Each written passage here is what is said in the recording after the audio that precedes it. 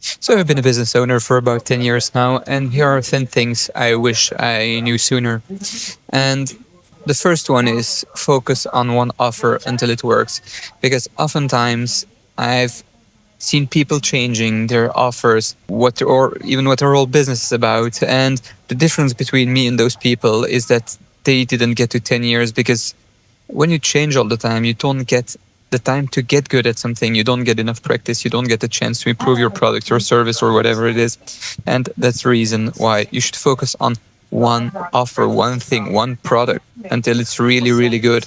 And another advantage of doing that is that you get a chance to not only make it better, but you also get a chance to make it more expensive, increase your margins, or deliver it in less time. And if you can increase your price or if you can do it in less time, well, those are two non-negotiable wins that people forget to look at.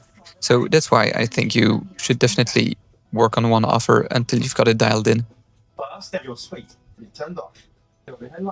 The second thing is that mastering fundamentals is really crucial because I've chased so many trends and I've built my business, for example, on the back of cold calling. My first recruitment agency, I've cold called hours and hours and hours on end. And I've gotten really good at cold calling. And that's why I kept cold calling for years. And then when I hire people, I teach them how to cold call, actually. And then, we went from cold calling to trying email marketing and complicated funnels and ads. And my returns weren't as good with those things as with cold calling. And the simple reason is that I was good at cold calling and I wasn't good at all those other things. And that's why I think you should master the fundamentals. Like I said, master some basic skills, master whatever works for you.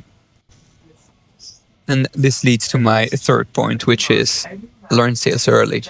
Because a business rises and falls by the clients it's got. And if you cannot sell, you'll have a hard time making clients or finding clients. And if you have a hard time finding clients, well, then you'll have a hard time running a business. But the sooner you learn to sell, the sooner you're comfortable selling, the sooner you will make money, you will make profit, and you will be able to reinvest those profits. And doing so, you will be able to make money. So the first thing you need to do is get your offer in. And the second thing you need to do is just sell it as many times as possible. And then once you've sold it, once you can sell it, teach other people ultimately to sell it. You cannot learn people to do something you haven't done yourself. And the better you get at selling, the better you will become at training people to sell. And therefore, your company will grow better. And then number 4 is that you don't need an office to build a building. When I started from my bedroom at my mom's house, and I didn't have an office. And the funny thing is that when I had to meet clients, I would go to hotels near to them and be like, yeah, okay, for the meeting, I'm on the road that day, I have multiple clients to see, but I know a really nice place. And I have my previous meeting there, so if you could meet me at whatever it was, hotel, we can meet there. And it's funny because my clients didn't know I was just a starting business owner. They thought I was a really, really busy guy. And it made actually a good impression. And, well, the price of my rent back then was just 2 coffees and a bottle of water instead of having to pay for a whole office. Number 5 is that you should hire people better than you. And I know it's really cliche and a lot of people say it, but the thing is, it took me years to understand how true this is. Because right now, if I look at my recruitment business, all my recruiters are better than me. They're hitting 30K months, 50K months, 70K months, 100K months, been done twice by one of my employees, and I never got past 42K in a month myself. So all my recruiters bring in more revenue than I ever did. And the thing is that they didn't start being better than me at all. Every single person on my team didn't have any recruitment experience when they joined. I trained them. And that's ultimately your job as a business leader. It's to train people to make them better than you. And this also leads me to my next point. And it's another big cliche, but it's hire for attitude and train for skills. Like I told you, none of my team members had any prior experience in recruiting before they started. And now they're making an absolute killing. 2 years ago, I made $1 million with just 3 FTEs, with 3 people. It's just crazy. And I was able to do it because I hired people with the right attitude. I hired people with hunger, people who wanted to prove themselves, who believed in the story of an by then 6 or 7 year old business with no employees, who just fell down for the second time and had to get back up. And it's the kind of people that buy into your story that actually will make the difference and that will help you grow. But the important thing is, when you hire for attitude and you train for skills, it's all fine. But hire people who also align with your vision, because that's a big part of attitude. People may say you can hire money driven, you can hire motivated, but you need to hire people who have goals, and you need to have people who have goals that you can align with your goals. Because that way, ultimately, if they win, you win, and that's how you want to go about it. And then the next thing, and this is really, really so crucial, because I started at a price point that was so ridiculously low, because I thought, I'm just a kid in my bedroom, I cannot charge high prices. And I couldn't be more wrong, because at the end of the day, it's not from where you work or how big your office is, it's the quality of your work. And I was really delivering really, really good work. But anyway, the point I want to make here is raise your prices, and raise your prices often, because as long as you don't hear a lot of price objections, that mean your price is not that high. There are always people who will complain about price. When I get a sales rep, for example, just as a habit, I tell them they're too expensive, because I know a lot of salespeople aren't that well trained, and then they will give me a discount just because I say they're too expensive, even if I think their product is perfectly priced. So that's why raise your prices often, because the more you raise your prices, the more financial breathing room you get. Sorry to disturb. What glasses can I remove them for takeoff? Oh, the glass. Yes, please. There you go. So, where was I?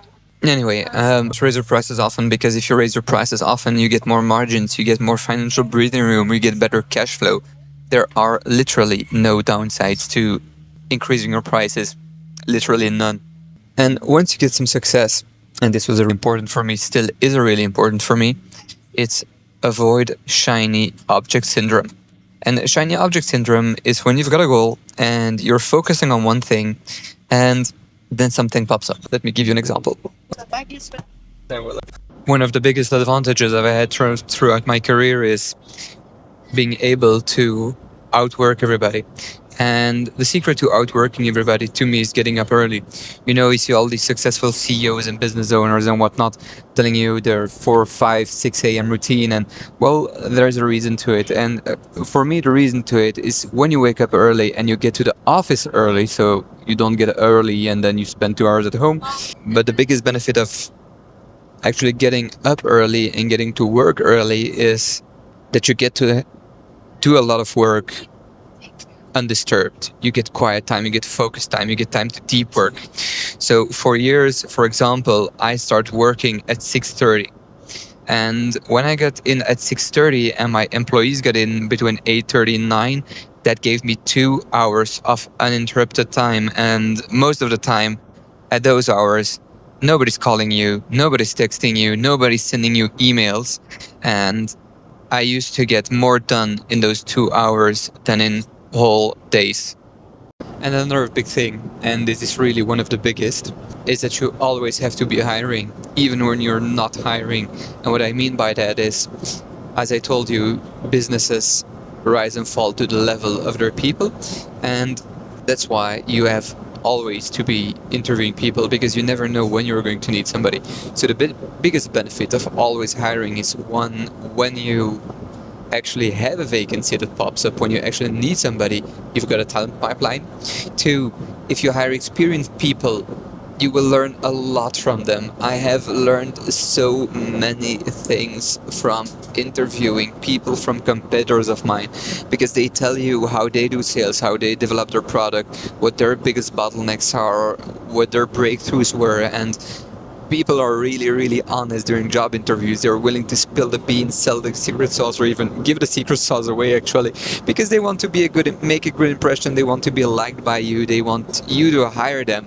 And the third biggest benefit of hiring all the time is that you get more experience at hiring. And the biggest upside of getting experience at hiring is that when you know how to pitch your company, when you learn how to pitch your company, you will attract those A players more easily, because they're not going to go for some shaky CEO who doesn't know how to pitch his or her company correctly.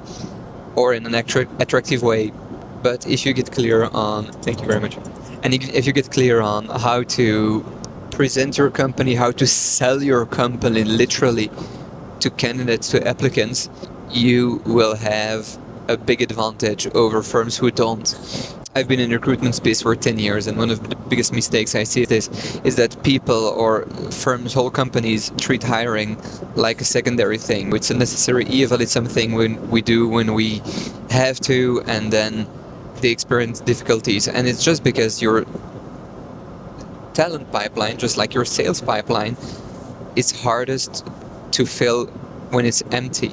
So just hire all the time, because you'll get experienced at it, and being experienced at hiring, like I said, will put you in front of a lot of interesting people, and some of them you'll hire, some of them you won't, and some of them you will even hire when you're not thinking about hiring. But once every so many applicants, you will get to meet someone who's just too good to be true. And it will be a great opportunity, and maybe it won't be the right time for a business, but believe me, it's always the right time to hire great people. And then when you have great people, and as the next point I'm going to talk about, give them trust, or trust them and delegate, but don't delegate too much. And this is my framework for delegating work. For me, delegation starts with onboarding. So whenever I hire somebody to whom I'm going to delegate things, I start by working with that person for just a few days or a week at the level of the person, of the people he's going or she's going to actually manage. So let's say I am hiring a team leader for my recruiters. Well, I will be working with that person as a recruiter, because I want to see what his skills are and what he's doing differently from us. And by learning what he's doing differently from us, one, I can learn things myself, and two, I can see if he or she has some realities or beliefs that are absolutely a no-go in my company. But other than that, that's great. After that, I'd have him shadowing me for a few days also, just to see how I'm doing. So no talking, no intervening, just looking at how I do things. And by the way, this also works with non-managers or whatever. This just works just with regular people. If tomorrow you're hiring a sales guy, I will do sales for a week or 2 weeks with them, and they'll learn how you do it. And I think it's way better than sticking somebody in a meeting room for 10 days. And that way you can also see if that person is a fit for your company, because if they're not a fit for your company, just get them out as quickly as you can. Your company is built on people, and people will have an effect on other people. And when everything's good, everything's great. But when everything isn't, it's really bad. A few years ago, I had a manager who I just promoted, and she was really great at doing sales. But when the time came for her to lead a team, she had her own vision of how the team should be led, and it really wasn't good. It wasn't what I expected of her, and since it's really hard for people to go back, you cannot just demote somebody. And so we ended up parting ways because it wasn't just possible anymore. And you've probably heard hire slow, fire fast somewhere, and that's an absolute truth. Take your time to hire people.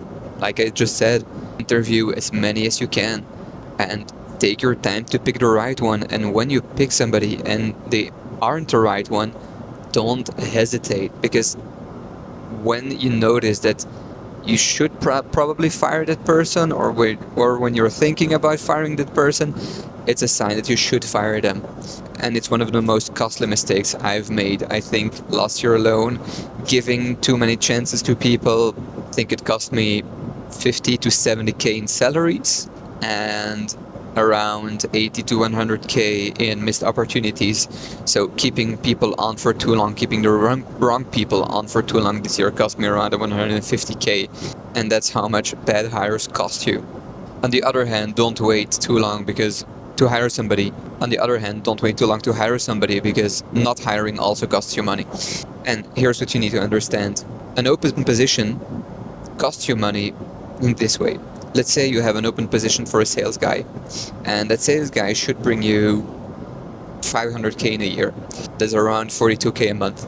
Well, every month that you don't have your salesperson, that's 42k you're losing.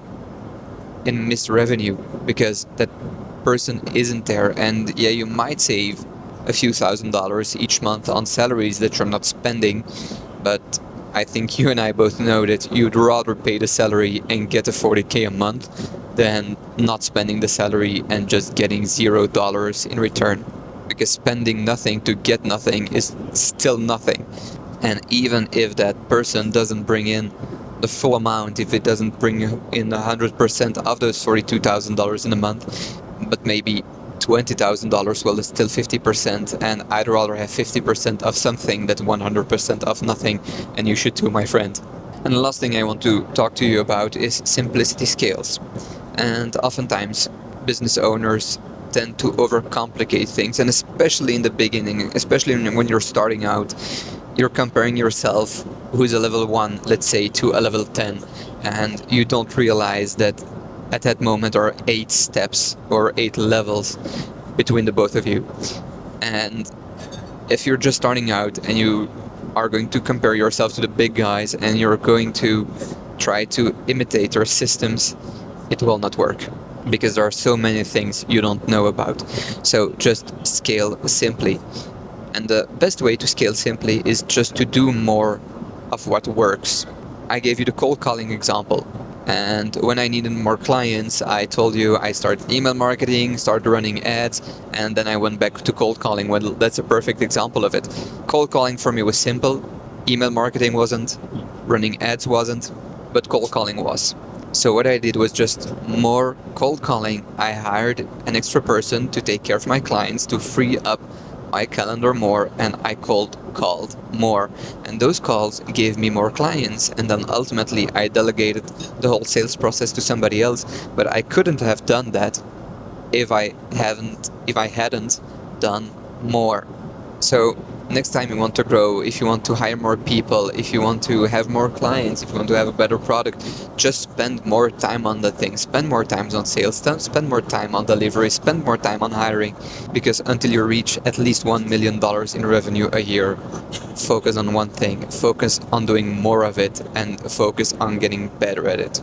To be honest, I said I was going to give you 10 things, but I kind of lost my train of thought here, got interrupted a couple of times. But anyway, I hope you got some value out of this video. Hey, by the way, can I ask you something? It's completely free for you, but it's really valuable to me. I'm just starting out this channel, and I'm trying to give you as much as valuable advice as possible on how to start, run, grow your business. And if there's one thing you could do for me in return, it's just subscribe to this channel, and perhaps also, if you find it in your heart, like this video.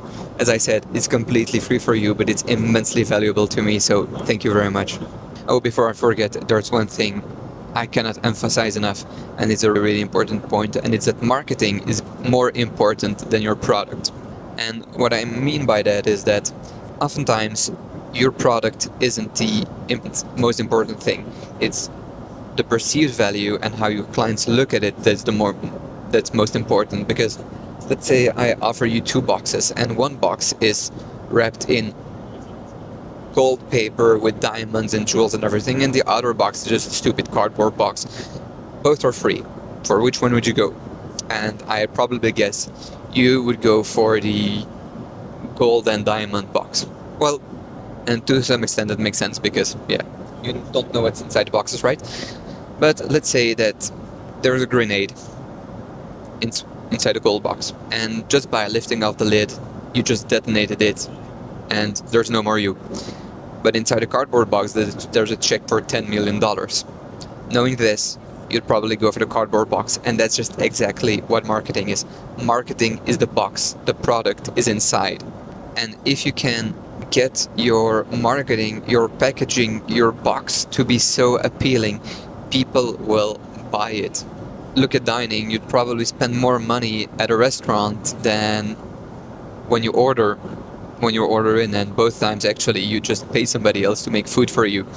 But when you go to a restaurant, you get another experience. You get to sit at a nice table with some nice cutlery, you get somebody bringing you food, plating it, you don't have to do any dishes or anything afterwards.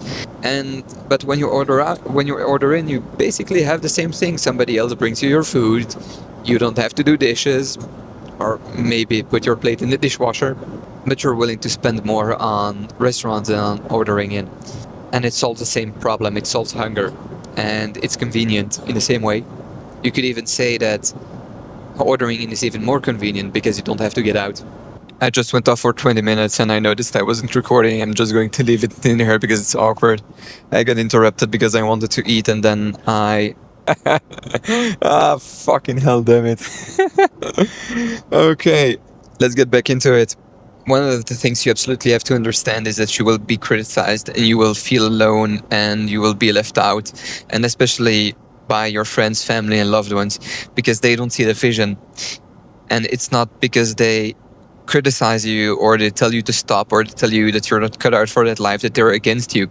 They very likely just want to protect you from being harmed or having bad things happening to you. But here's the thing: the vision that you have in your mind, the things you're working towards, those things are real to you. But to other people, they're just, sometimes they call it a fad, a fantasy, or whatever they call it. Really, actually, doesn't matter. But you have to be the one turning that vision, turning that idea into reality. And you'll see that as soon as people can experience what you've done until you've proven it in the physical world, until they can try it, taste it, experience it in whatever way, shape, or form, they probably won't back you. And they probably will tell you to stop or discourage you in some way. And it's okay, don't blame them for it. Just don't hate them when you succeed. Don't be rubbing it in everybody's face, especially if they meant good. And the very last thing I want to share with you, but to me it's the most important one: make your peace with baby steps. For the longest time, I wanted to make $1 million a year, and I focused on that, and every year I didn't achieve it felt like a mistake. And it wasn't until I broke that goal down into smaller goals, into smaller steps, that I succeeded. So, what I want you to do is this: take your goal, whatever it is, and work back until you are today, and ask yourself, how many clients do you need for it? What product do you need to sell or offer? How many team members do you need? In which position? And once you have that, make a clear step-by-step plan. Step 1, find 2 new clients. Step 2, hire someone for delivery. Step 3, make 3 more clients. Step 4, hire another salesperson. Step 5, work with the team until you reach $500,000 per year, and focus on the next step, and you'll see that slow and steady wins the race. And I know that a lot of businesses look like overnight successes, but the truth is very few businesses are overnight successes. The reason why they seem to be overnight successes is because they've just kept their head down, worked in silence, and then suddenly they're that thing that you notice. But it's not because you didn't notice them before that they weren't working. And also, don't believe the lies everybody's telling you because they want to look good. People will tell you that it was easy. People will tell you that, yeah, it just took some time, but that it didn't happen faster because this or that. People will always want to look good. So don't give too much attention to other people and to what they're saying. Focus on you. You can do it.